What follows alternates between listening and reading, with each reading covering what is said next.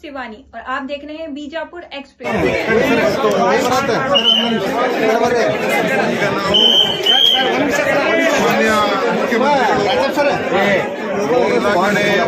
ಜಿಲ್ಲಾ ಆಸ್ಪತ್ರೆಯಲ್ಲೂ ಕೂಡ ಒಂದು ಕಿಮೋಥೆರಪಿ ಕೇಂದ್ರವನ್ನ ಮಾಡಬೇಕು ಅಂತ ನಾವು ತೀರ್ಮಾನ ತಗೊಂಡು ಅನುಮೋದನೆ ಕೊಟ್ಟು ಈಗ ಎಲ್ಲ ಜಿಲ್ಲೆಗಳಲ್ಲಿ ಈ ಕಿಮೋಥೆರಪಿ ನಾವು ಮಾಡ್ತಾ ಇದ್ದೀವಿ.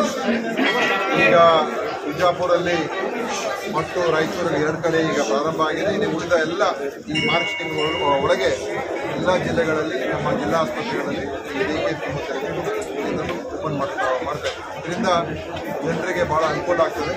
ಏಕೆಂದರೆ ಯಾರಿಗೆ ಕ್ಯಾನ್ಸರಿಂದ ರೋಗಕ್ಕೆ ಒಳಗಾಗಿರ್ತಾರೆ ಅವರಿಗೆ ಚಿಕಿತ್ಸೆ ಪಡ್ಕೊಳ್ತಕ್ಕಂಥದ್ದಕ್ಕೆ ಈಗ ಬಿಜಾಪುರದಿಂದ ಹುಬ್ಳಿಗೆ ಹೋಗಬೇಕಾಗಿತ್ತು, ಆದರೆ ನಮ್ಮ ಕಿಮ್ಸ್ ಆಸ್ಪತ್ರೆಗೆ ಹೋಗಬೇಕಾಗಿತ್ತು.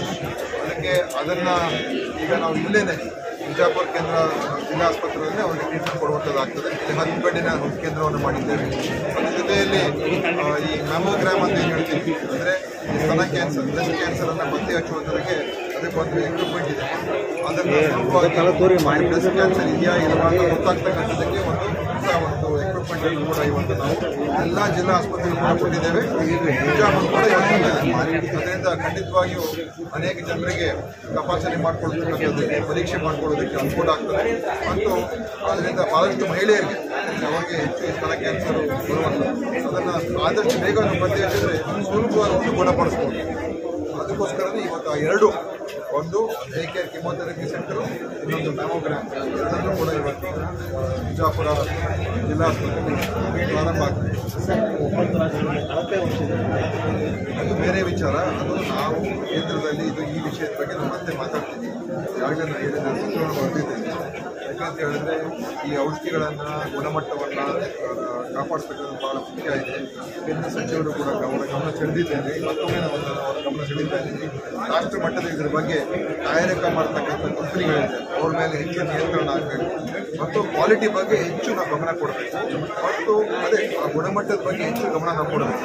ಅದಕ್ಕೋಸ್ಕರನೇ ಇದು ನಾವು ಬಹಳ ಗಂಭೀರವಾಗಿ ಪರಿಗಣಿಸಬೇಕು ಅಂತ ಹೇಳಿ ನಾನು ಕೇಂದ್ರ ಸಚಿವರಿಗೆ ಪತ್ರ ಬರ್ತಿದ್ದೀವಿ. ಈಗ 108 ಫೋನ್ ಮಾಡಿದ ನಂತರ ಲೇಟ್ ಆಗಿದೆ.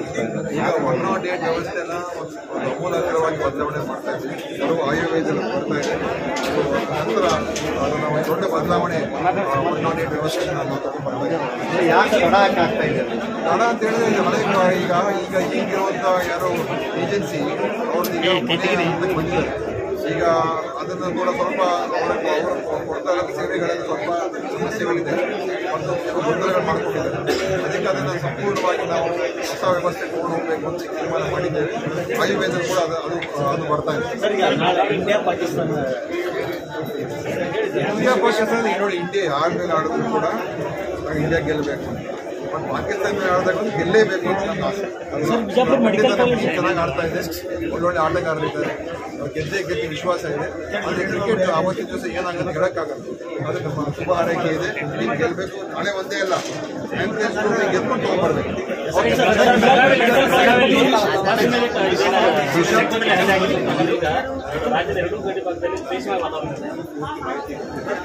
ಸರ್, ಬಿಜಾಪುರಕ್ಕೆ ಮೆಡಿಕಲ್ ಕಾಲೇಜ್ ಬರಬೇಕು ಅಂತ ಹೇಳಿ ಅನೇಕ ಸಚಿವರು ಕೂಡ ಪ್ರಯತ್ನ ಪಡ್ತಾರೆ.